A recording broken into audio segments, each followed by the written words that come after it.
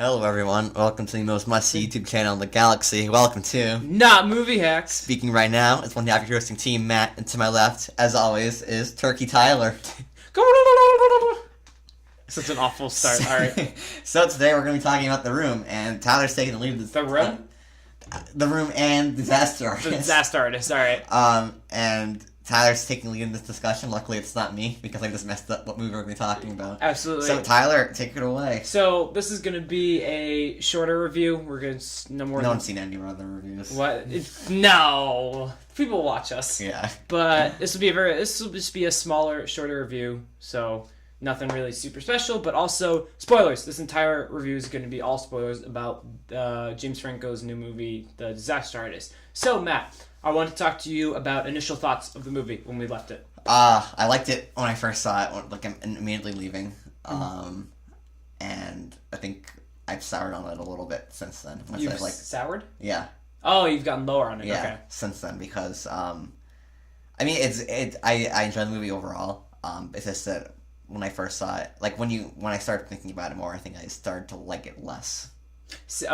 So for me, I'm actually the complete opposite of you. I still liked it. Whoa! Controversial opinion. No, when I came out of the movie, I thought it was really good, and the more I've thought about it, the more and more I've kind of loved it, and it's one of my favorite movies of the year. So, alright, so I wanted to start off with the performances, because I feel like that is the most interesting thing we can talk about. Again, spoilers, we're going to talk about some pros and some cons for each subject. So, Matt, acting. Pros? James Franco's a pro. James Franco gives probably the best performance of his career in this movie. It's pretty good. This is the end. He is pretty good. This is the end. Okay. Maybe second best performance. He's great as the Hobgoblin. Hey! I like Spider-Man 3. Look at the audio. Alright, so James Franco is fantastic in the movie. Yeah, he's really good in the movie. Anyone else? For pros? Yeah, for pros. Seth Rogen's pretty funny. Seth Rogen's pretty funny. Yeah. A lot of the guys from the league, and all the like side characters from the league are really that are in this movie are pretty funny. You turned to me at one point in the movie and went, "Everyone's from the league." Yeah. In this movie. I thought that James Franco gave the best performance of his career in this movie. I know you'll touch on it in cons, but I really like Dave Franco. I didn't think he was best. I thought he was really outshined by James Franco, but he was still held his own, was good. All the supporting cast was really, really good too. Seth Rogen, the standout. Zac Efron. Whatever time is given was good. Yeah, cocksucker motherfucker. Yeah. Josh Hutcherson, the I'm 26 line was really funny. But all of the the little supporting people stood out as well, but James Franco really steals the scene. Cons for you, I don't really have any for performances. So. I thought Dave Franco was bad in this movie. Yeah. So why do you think he was bad?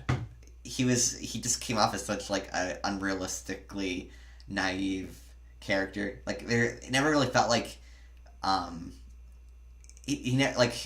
way he defends Tommy Wiseau doesn't he had no like reason to defend him the way to be so behind him. He only knew him for a few months up to that point, or like a year up to that point, and like it's not even like Tommy did anything too great for him. It's not like he's making him money or anything, or like that they come off as being best friends. It's just the way he was just so like unashamedly just loyal to him. It just didn't, and also like he kind of had the same two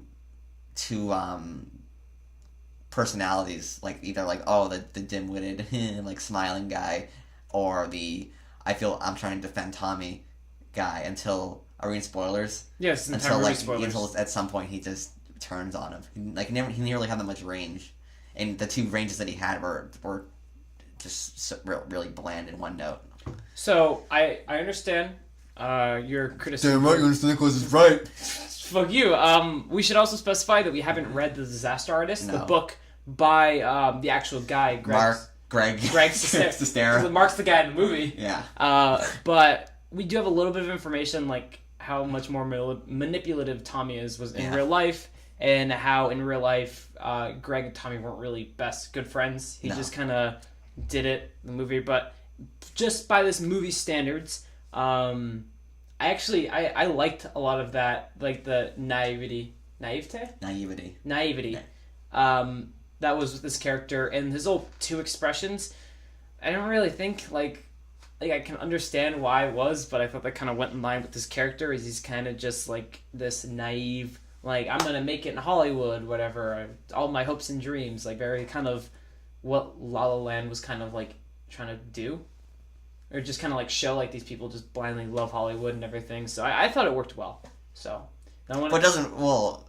I mean, can we go into directing now? I was about to say that. Okay. Next. So I directing. mean, when it's when like it's filmed like a documentary, it takes away the realism. When I mean, if it was filmed in a way where it was like supposed to be like magic, like La La Land, so like, magical and stuff, but like kind of like it would have worked better if it was in like this is a weird comparison, but like in a Starship Troopers kind of way, where they don't.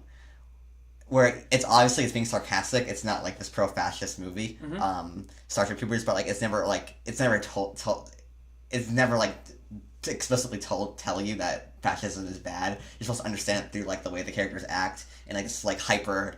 It's basically like a giant like commercial for joining the army. Yeah, and it's supposed to be ironic and it's funny. I feel like if they wanted to make a story about like two guys, two really naive guys in their own ways, two naive guys trying to like make it in Hollywood, they should have done like maybe like a La La Land style, but like maybe a La La Land style, but without either of them having talent like Emma Stone or Ryan, because Emma Stone and Ryan Gosling have talent in La La Land, so it's believable that they could do it. Like these two like talentless people should have had like the same kind of magical like trip to Hollywood, and that would have made it funny, and like you could have understood that it's supposed to be ironic, kind of like in the Starship Troopers kind of way. When the two characters are acting like putzes, and it's like filmed like this like documentary style, it just kind of became distracting. That's why when it gets to the more realistic side of what happens when a millionaire psycho has full control over a project with film, and then you get the repercussions of what happens with that. That's when the movie got better for me, because that's when the documentary style worked, because it's bringing up this guy has mental problems, and he should not be this is what happens when a guy with mental problems has this much control and has this much stress, is that bad things happen. So, that is very fair criticism, before you make your little snide remark about how it is fair criticism, and you're right. Fair criticism is right. I hate you.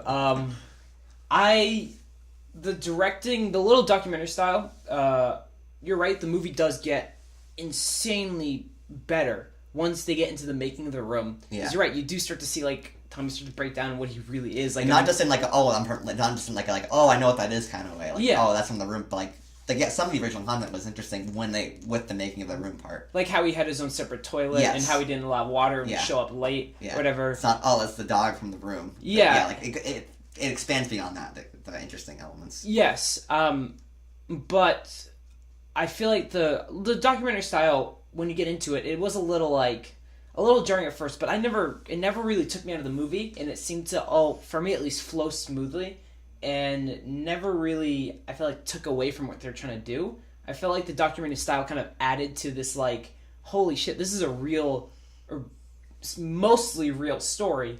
I believe there are some liberties taken with the story, but it's like 90%, 95% right. But I feel like it worked for what they were trying to do. This like it feels like a larger than life character that Tommy is, and it just kind of, I never had any problems with it. I get the irony with the whole La La Land stuff. I get that. It's just that stuff never really bothered me in it. It never took me out of it. It never really took away from the movie for me. But James Franco, I mean, I'm kind of curious to what he does next. I know he directs like 50 movies. And no one ever, because their little media was like, he showed all those movies that no one's ever seen. Yeah, and I looked at IMDb after, and he's directed like 40 movies, a lot of shorts, but like a lot of movies too. And I don't know, I thought his style worked here. So, well, you're wrong. So thank you for your valid opinion. Can we shake hands now? All right, that's the end of NotMovieHacks, everyone. It was a nice run. We come to terms. All right, so writing. Kind of the same with directing. I feel like we hadn't covered a lot of it. It's just, it gets better once it gets to the room part. And the dialogue gets better. It gets funnier and also gets more disturbing. It gets. I became more drawn into the story once they got into making of the room, because like when I said, it's what happens when a psychopath gets full control over a movie, has to deal with the stress and everything that comes with it. Parts, I felt like the ending was a bit rushed. Like, it went from that kind of unbelievable style at the beginning when they're meeting, and it got realistic towards the middle with the making of the film, and then like the last like 10 minutes just became totally unbelievable for me. Really? Yes.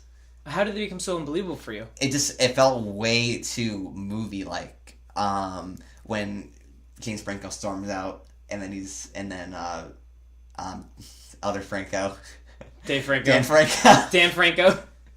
Dan Franco comes out. Dave Franco. He says, "Oh, look at they're laughing. They love you." And then like, the spotlight goes on James Franco right when he says that, and he was like, "Oh, I've accepted it."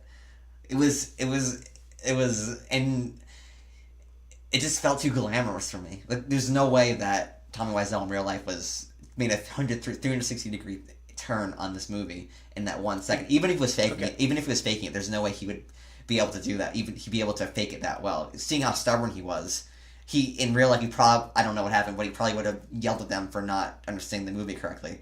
And that's the point. It could have saved itself towards the end if they just, because they wanted to not make fun of Tommy Wiseau, and like I don't think they should have bashed Tommy Wiseau, but they shouldn't have.